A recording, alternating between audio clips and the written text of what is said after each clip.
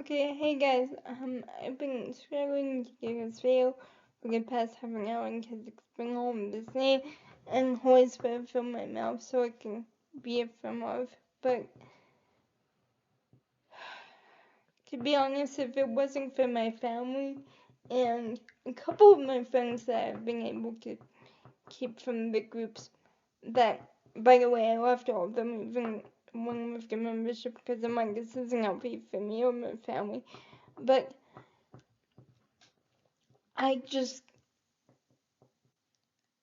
if it wasn't for them, if it wasn't for people like Lisa Frank, if it wasn't for my folks, if it wasn't for the fact that several of my ancestors quite literally had disabilities, if it wasn't for people like Terry Fox, Helen Keller, Joseph McGee, all these beautiful people, I would want to be cured right now because I am ashamed.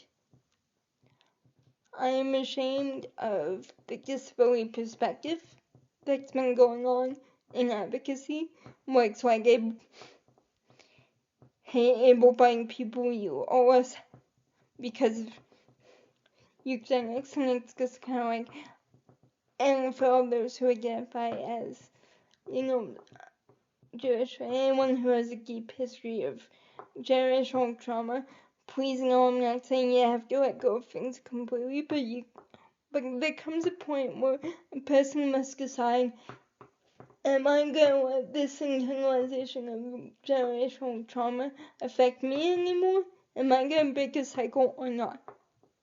And it's time to break a cycle because, because we've been focusing on, oh, we got euthanized and we got this and we got sterilized, and yes, those things are awful and they should not happen. And I'm sure they still happen in some places that we don't know about. But when it comes to these privileged countries, where that hasn't happened since the act came off, was since good able-bodied people stood up with people with disabilities and said, stop, what are you doing? We need to focus on that history too. That people are not against us. They are ignorant, they do painful things, but they're not against us. And that's the thing I've been struggling with, I think, because I have felt ostracized as a positive quadriplegic. Because people either look at me like, oh, you don't understand disability, you don't understand our pain, but I'm like, there was one part of my life where I had to be taken to the hospital. Not regularly, but relatively regularly because I was constipated all the time. Like, to the point where I hadn't gone for like a week.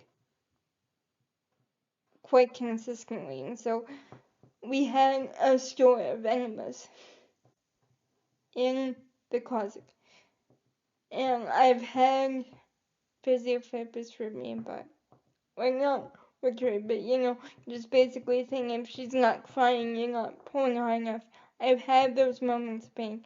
I've had family members who were sick who pushed me away. I've had, I've seen somebody who was very strong be taken advantage of by someone who was supposed to be caring for them and financially, just took everything. That's betrayal.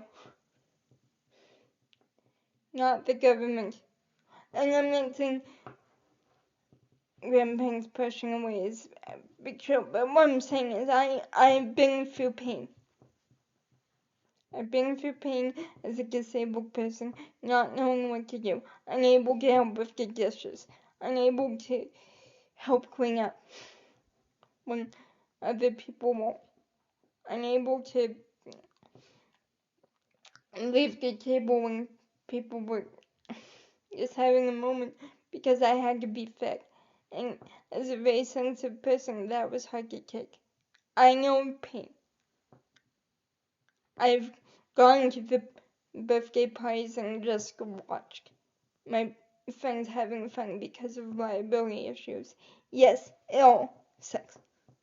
I've read the textbooks saying how I was unwanted, how I'm still unwanted sometimes before I'm even born.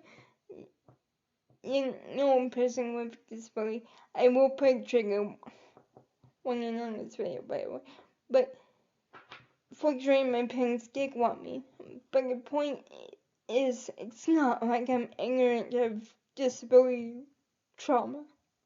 I'm just saying there's a way we need to move forward now that doesn't wear it like a badge of honor. And I know that's gonna get a lot, and I may get an email saying this does not reflect well in my community. No, it doesn't, and that's the point. It really doesn't, and we need to move forward. And I think the reason I've been so stuck is I've been trying to put it as gently as I can, and I've been trying to understand everybody and to forgive, and I'm just like, would you stop? Because you're making me fearful of the future.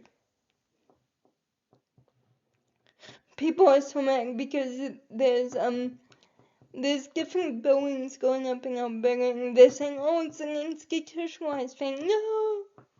And I'm just sitting there going, okay, I need more information, because what I'm seeing is more places that I could actually go that's more like a dorm room and place for me to stay when I'm older and actually move out of my house. That's what I'm saying. And they're just like, oh, it's institutionalization. No, it's a way for the families to actually work together. And I could be severely wrong, and I could post you a video like years down the road saying I was wrong, it's completely institutionalizing, it's wrong, and these conditions are horrible. Maybe. But they're not even built yet. Like, how do we not know it's just another way for people to get new houses? Especially someone like me who is in their parents' basement, because that's one of the only accommodations I feel safe in. And feel like I can go to the bathroom.